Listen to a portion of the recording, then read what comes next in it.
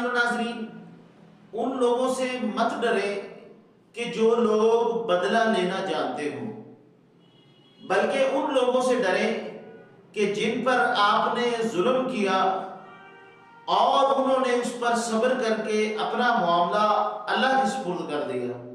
ان لوگوں سے خوف زدہ ہوں، ان لوگوں سے ڈرے، کیونکہ جب بھی معاملہ اللہ تبارک و تعالیٰ کے سپرد ہو جاتا ہے پھر انصاف بے آواز تو ہوتا ہے لیکن ہوتا بے مثال ہے۔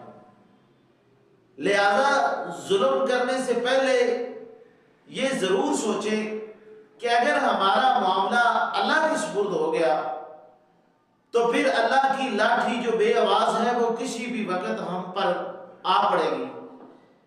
لہذا کسی پر ظلم کرنے سے پہلے اس بات کو ضرور سوچیں۔